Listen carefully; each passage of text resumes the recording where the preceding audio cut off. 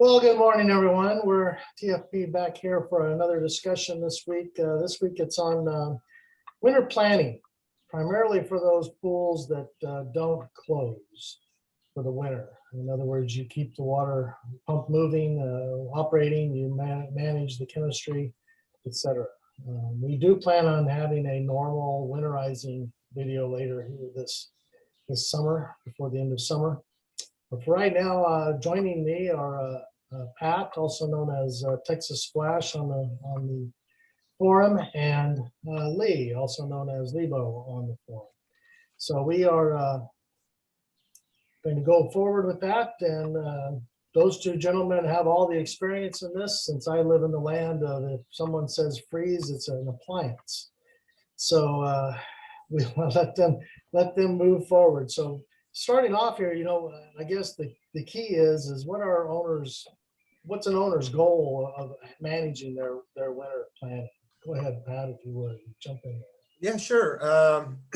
For those of us that are in these warmer climates, uh, first and foremost, our goal is to keep the equipment serviceable, uh, and also we're lucky enough to still enjoy our pool, even if the water gets a little chilly. It's still nice to maybe sit around a fire or sit out by the pool on a cool evening and enjoy it. So for those of us that are fortunate enough that we don't have to cover, uh, that's nice to have. That's a nice feature. So we try to live that lifestyle 365 days if Mother Nature will let us.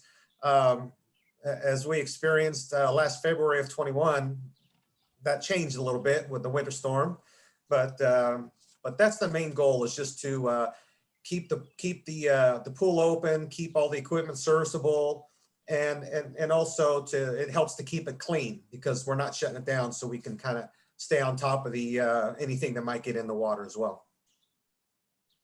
So freezing weather, sometimes it's overnight. What kind of issues does that arise? Sometimes it's for a week. Sometimes it's really cold, like you mentioned earlier this year, some of the middle of the country experienced. What are the different theories along those lines? Yeah, absolutely. For the most part, I'm in the San Antonio area, but I know there's a lot of places across the country in the U.S. and some of our TF members worldwide who rarely get down to freezing, or if they do, it's just a short blast. It's just a short term, overnight, early morning frost, kind of swept in, and we expect it to warm up that day. So we don't stay at or below freezing very long. That's generally our typical routine. Once in a while, we might have a little bit more of a longer spell drop in on us. A cold front will fall in, temperatures will fall close to freezing or a little below, and might stay around that for a few days. We can live with that too. That's not too terribly difficult, even if for some of those areas like us or Vegas or some others that got snow on the ground. That's okay. It's not like up north, and we don't have a frost line to deal with. Things don't get too crazy.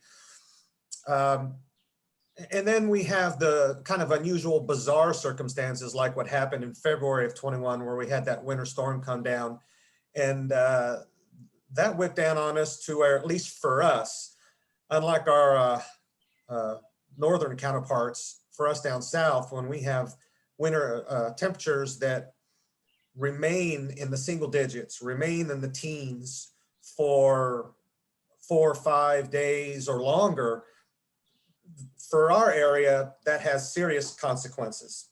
So it's those particular situations, the ones that go beyond, I'd say even beyond 12 hours, that we have to be especially vigilant for. Great. Hey, a quick question popped up here, and I know we're probably going to get to that specifically, but let's address it right now. When you talked about just an overnight freeze, or possibly freezing temperatures, say in the upper 20s, lower 30s. Megan here asked, should she be running her pump at night when that potential is there? Yeah, sure, absolutely. That's not a problem. In fact, moving water is very difficult to see to freeze. Just the physics of it. As long as the water is moving through the plumbing, that's a good thing. So even it doesn't have to be on high, anything like that. Just a nice low speed if you have a variable speed. Just a low RPM. If you're lucky enough to have a 2-speed, just put it on low. But just keeping the water moving, that's the majority of your battle right there. Absolutely.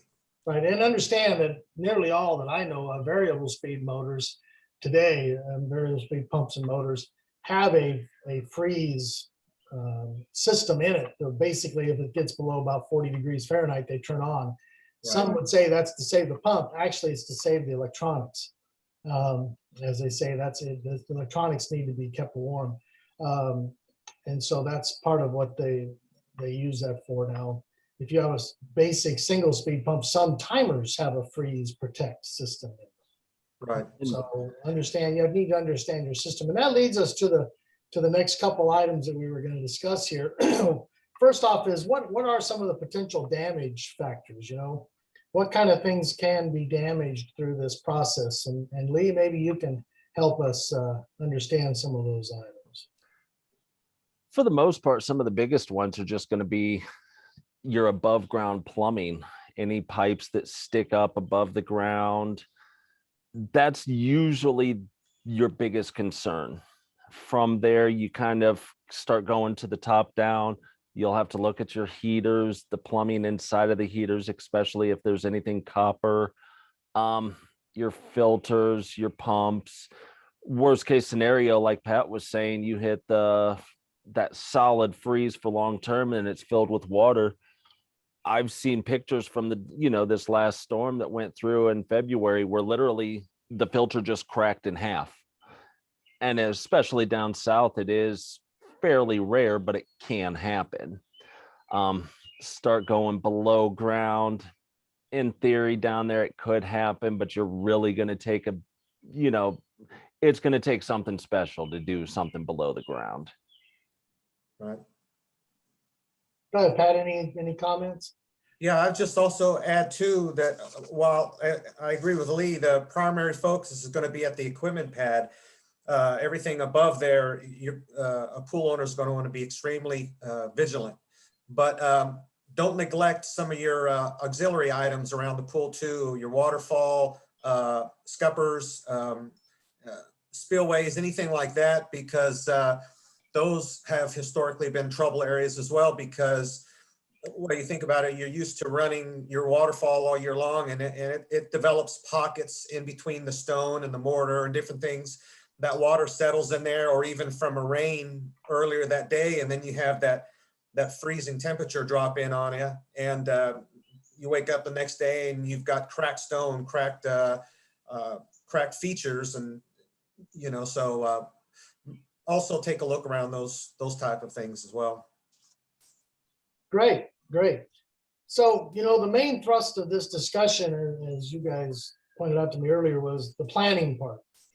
And so, especially for those that don't close their pools, one can easily kind of forget about it, right? Until all of a sudden it gets cold. And that's what we're really here trying to advocate, is the planning. What kind of items, both of you guys pop in and out as you like. What things do you plan? What are specific items that folks need to probably create a checklist for and be prepared right now when it's warm? What can they do to be prepared? I think you nailed it by saying do stuff now that it's warm. I've had to deal with pools when it's, the water's 40 degrees. And I could tell you, when you put your hand in that water, it hurts. So, I mean, it's going to be a lot easier to go out there doing it now that it's 80, 90, 100, I don't know what it is down there, than it's going to be in February when it's 20, 30, 40. Down south, you guys don't deal with the cold as well. Get the knowledge now. Don't go out there. Don't go all crazy and wanting to build sheds over everything to try to protect it just for that once in a lifetime event. But just learn where stuff is. Learn where your drain plugs are. Just have the knowledge. Yeah, absolutely. I'll use myself as an example since I've been through a few seasons, and we had a winter storm in 2017 that came through, and it put snow on everything in our area. But it was great, but it wasn't as bad as this last year. This last year just devastated vegetation and everything because the duration was so long. But uh, like I said, starting at the equipment pad, as Lee just mentioned, it's important that owners are very familiar. This year on TFP, we saw many posts where people just said, "Oh, I forgot about the heater. I forgot about its drain plugs." Uh, you start at the pump and work both ways. Uh, removing the drain plug, and this, of course, is I guess we should say, if you find yourself actually shutting down the pool, or and that this was the big thing for this year, was that we had the forced blackouts, brownouts. The energy providers said, "Sorry, Texas, we're shutting you down." That was something that was unusual because in the past, all across the country, it wasn't uncommon for someone to say, "Oh yeah, my power went out because the lines froze or broke or something like that," and your energy company came out and got it going in a few hours. But uh, this past winter was especially unusual. So it was forced upon us. We just didn't have a choice.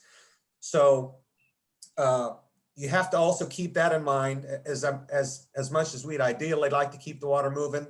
If loss of power is probably the worst situation, our Yes. worst enemy. Yeah, yeah. So as Lee was saying, if plan for that at the very least, have an expectation that you could lose power, and if you do, you lose power for enough hours, then that's something to be concerned about with all your equipment above ground, especially the exposed equipment. Some of us have small covers over the equipment. Some people, even in the hot climates, like in Arizona, still have covers or even small little shelters for their equipment just because of the intensity of the heat. So they're kind of already a step ahead of the game. But for those pool owners that have their equipment pad completely exposed, start thinking now about how you might want to cover it up with a tarp, even a couple incandescent light bulbs or a heat lamp under there, as long as they're protected from getting wet, of course, so they don't go out on you. But just taking the sting off the equipment from the drizzling, icy, sleet conditions makes a world of difference right there. And some Yeah, other that stuff. covered a question we had on chat here. Was asked about, do we protect the equipment on ground? Can we put a blanket on it? Does it still need airflow? Which is true. You don't want to put a cover directly over your motor, your electric Right. motor on your pump, because that does require some airflow. But I mean, it can be fairly clear. That's actually a good heater underneath that. That actually creates heat while you're running it. Sure. Electrical, so it creates heat. And go ahead, Lee. What were you gonna? And I mean, just some other stuff that you could do, like right now, while it's still nice out. Like we were saying with the drain plugs, maybe get yourself like a neon paint pen or something. Just go through all your drain plugs and just kind of color them all. So that way, if it's 20 degrees outside and you're having to try to do something in a hurry, that visual is really going to catch your eye. Um, just the little things like that, the knowledge and having everything on hand, having the tarp on hand rather than having to go out the last minute to buy it. Because you guys saw down there quickly that inventory left in a hurry. Absolutely. So being able to buy a heat lamp now, buy the heat tape now, because if something happens at the last minute, it disappears quick. And the supply chain's kind of so thin right now, it's going to be depleted quickly. With the prevalence of smartphones and the ability to take pictures, what about thinking about going out to your equipment pad and you simply take pictures of it and then you can print them out, mark where things are, or like you said, Absolutely. because one thing people don't realize, heaters normally have two drains and they're very hard to find. So you need to find them. Pumps nearly always have two drains. One is obvious right by the pump basket. The other one for the pressure side is not obvious. It's behind everything and a little bit hidden. Filters, they have drains. Filter drains can be problematic to get them out if you've never been taken out before. So maybe have another method where you just take the lid off the filter and, throw a pump or bail out some water, whatever. As long once you quit trapping that water, it will grow without freezing and breaking things, most likely. Valves. Right. I don't know about you guys, didn't mention valving. I can imagine that if you normally closed valves on your pad for a spa or whatever, if this is going to happen, everything needs to be open. Right. So you're not trapping any water. I don't think people need to necessarily go to the point of using air to blow things out like they do in winterizing. But as long as you can get gravity drainage throughout your system, your probability is maybe not 100%, but it's very high that you won't have damage. Is that a good thought? Yeah, exactly. Yeah, exactly. The water needs a place to go, without a doubt. And that could also apply. Even we think of our members up north that do a complete close, but there's a few things that apply to us here as well. Just like you were saying, if the power goes out, don't waste any time. I think it's a good idea to have a small little contingency checklist and use that checklist just as a memory jogger to go out and say, okay, drain plugs off. You might even loosen the clear pump lid. Adjust valves so that valves are partially open. Your filter, go ahead and pull the drain plug, because that, depending, especially if you have a sand filter, that could take a while for all that water to get out of there, because the sand's not going to just dry out right away. So there's going to be a lot of residual moisture. So you want that out as soon as you can. Of course, the heater. We talked a little bit earlier about the water features. So that's going to be a tough one. You certainly don't want valves open. Well, this is assuming the pool's closed, so you're not going to have water going to your water features. But if they're such that maybe you can wrap them, I would certainly do that. Maybe it wouldn't even hurt if you had, because Lee mentioned earlier about some of the features using copper lines, and I read one of our experts' comments where copper lines can freeze. How did he say that here? They have like a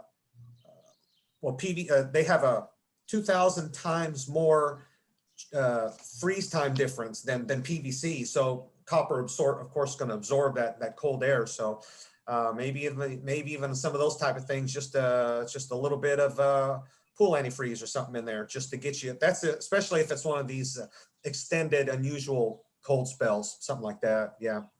There's a lot And of. I think a lot various- of this, I think a lot of this also, keep in mind, this is worst case scenario.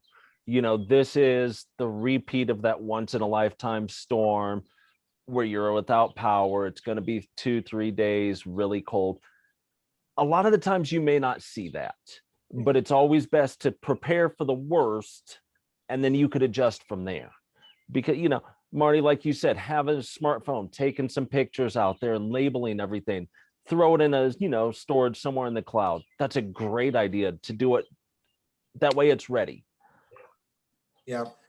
I'll give you another example too. This year is the first year, or this past February is the first time where after we were about into day 6 or 7 of well, it wasn't even that long, probably day 4 or 5 into the freeze. And with the moisture in the air, I couldn't get my skimmer lid open anymore. So I couldn't check anything. I couldn't put anything in there if I wanted to. So a little memory jogger for myself is, if I know weather like that's coming, I'm actually gonna put something over my skimmer, maybe an upside down 5-gallon plastic jug, put a brick or something on it, just to kind of keep the brisk cold air off of the skimmer lid from freezing it, so that I can go out there, and if I need to, I've got old pool noodles. If I had to jam a few pool noodles into the skimmer, at least I can still get in there and do that, something like that. Great. No, this is all great. And like you said, Lee, the potential of this happening again in the Texas, Oklahoma, Arkansas, Missouri, all those areas that this all occurred, is not likely. But having this plan is easy to do. It allows you, even if you have just one of those normal, you already have in your head, oh, okay, I know if I lose power, I probably should cover it, or maybe I need to drain it, even if I lose power for a period of time. You know, if you have an ice storm or something that does that. But again, I think the main stress of this discussion is the planning aspect. Yeah. Before we jump away from that, any last comments, any questions from, I haven't gotten any more questions. Any last comments, and then we'll jump away from this. I think the biggest one is do everything now. I know we've repeated that a couple times. I know how you guys down south handle cold. I'm up here where it's, 70, and I know people are going, yeah, how are you out there in shorts and everything? I get it. But at the same time, I could tell you right now, here come November, December, somewhere in that area, I promise you, I'm going to be featuring an article that deals with, what should I do when it's cold? And I promise you, I'm going to get a whole bunch of people flipping out about it on the forum. It happens every year. These once in a lifetime storms, ice storms, anything like that. The once in a lifetime storms are happening more and more. So please deal with it now. Just learn what you're doing now. Fantastic. So stepping away from the planning aspects and getting close to wrap up here, chemistry. During this time, as Pat mentioned, they leave the pool open, you run it all year, you keep that pump running, you want to enjoy the look of the pool rather than covering it up or closing it up, etc. And many times the water never gets cold enough to close it properly anyway. What do you do when it comes to the chemistry side of the business? Yeah, we are definitely spoiled when it comes to chemistry down here, because once the water gets below 60 degrees, it requires very little maintenance at all. I mean, you're coming out of, you've just exited summer where you had a hike, probably had a pretty good healthy stabilizer CYA level, so you don't care about that. That's going to just do its own thing. You're probably not adding a lot of water unless, heaven forbid, you have a leak. So let's not even think about that. So the water is just going to pretty much stay stagnant. Really, you're just checking the chlorine level. When here in my area, the coldest months are January and February. So I might check the chlorine level. I might get away checking it once a week, and then. Of course, it's too cold by that time to use my salt generator. So a little bit of liquid chlorine, a regular bleach, and I'm good for several days after that. And again, if we're fortunate enough to where I'm not too, where we don't lose power, then I'm good to also check the pH. Those are probably the two biggest ones that I'm going to focus on is the chlorine and the pH once a week or so. And I think it is true. Folks, if they wish, can dramatically reduce their pump runtime. It comes down to very much a skimming game. Yes. That's the only real reason you're running your pump more than, in fact, I believe we have some members up in the Pacific Northwest that run their pump every other day for about a half an hour or something like that, right? It's just really unnecessary when it's 50 degrees, the water's 50 degrees, and it's just what it is. You did point out saltwater chlorine generator, and that's a very pertinent point. Those folks that got one this year that have not had them in the past, they do quit generating chlorine, mostly in that 55-degree Fahrenheit water temperature range. And need to keep that in mind, right? My pool, I see that for about 6 weeks, so. And two things to kind of add also, Pat had mentioned you could kind of forget about the CYA level. Yeah, that's true, but you always keep in mind also it's kind of an economy, especially if you start getting a lot of rain, if you start getting anything like that as well, just maybe quickly check it because it will drop as well. The other thing is, especially Texas, plaster pools are growing more and more. Maybe kind of peak at that CSI at a lowest temperature expected. Maybe allow the pH to kind of raise up a little bit. That way the CSI because it changes dramatically as the weather gets colder and as that water temperature gets colder. Yeah. It is true. We had some folks report gypsum apparently, or something like that, the sharp crystalline scale this past spring. And it's kind of odd when the water gets very cold, there's some very odd things that happen to that calcium saturation index system. So good point, Lee. Very good point. Hey, as we've touched all of our bases here, we have a really good question. And really, it's Pat, it's for you. You know, gentleman's in North Texas. You know, it was in the teens. As long as he had power, it was no problem. Then they lost power, and by that time it was too late to drain. Right. That's why we're talking about planning. It probably wasn't too late to drain, but you have to pull the trigger quick, right? Right. If you lose power, you've got probably an hour easy to do anything. It's not going to go that cold that fast. Yeah. It'll go quick. Yeah. But you do have to make some decisions. You do, yeah. Especially if you have an exposed equipment pad, like we were saying earlier, and there's absolutely nothing covering the filter or the pump.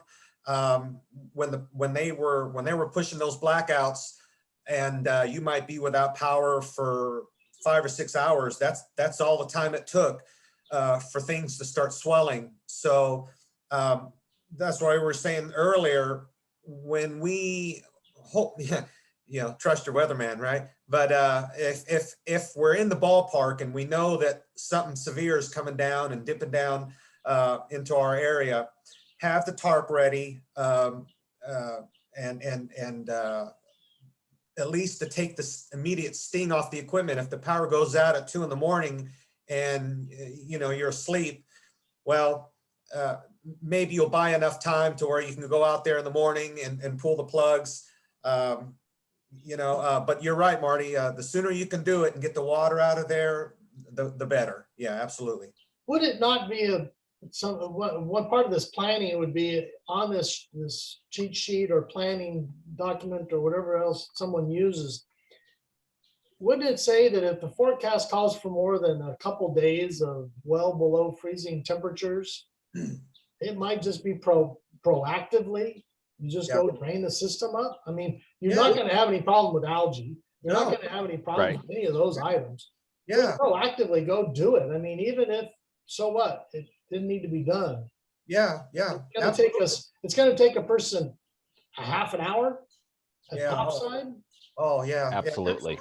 That's not a bad point. And maybe even add an extra jug of chlorine while you're at it, just to let it mix around and take the chlorine level up halfway to slam level or something like that, just in case your power's out even for a day or two, just so you got a good heavily chlorinated pool. And you're right, if there's a potential for those power outages, it's not going to hurt anything. You're not going to see an algae problem in Right. water. Yeah, you're going to weigh your pros and your cons. And in something like that, if you know everything you're doing, there's really no cons in draining the system other than you're going to have to work outside for a half hour or so in 40-degree weather. Yeah. It's just, there's nothing that's going to hurt it. But at the same time, especially as I'm watching more and more complex systems down there, the automations and having all these valves open and close on their own, I could see where somebody at the last minute goes, I don't want to deal with any of that because it's intimidating, especially if you've never done it before. Right, but you could do a dry run, so to speak. Absolutely. Right now when it's warm. Right. When you go through your checklist and you just say, okay, I would do this, I would do this, I would do this. One of the gentlemen here that's been on our chat said even with the pumps running 24/7, our neighbor's pool equipment did actually freeze. And that's kind of where I'm getting to the point where if you already have had very cold temperatures and it doesn't look like it's going to break in the short term, it's just probably time to drain up. Pull it. Yeah, pull it. I mean, it's not that difficult. And if you have a plan ahead, get some gloves on and go out and get at it.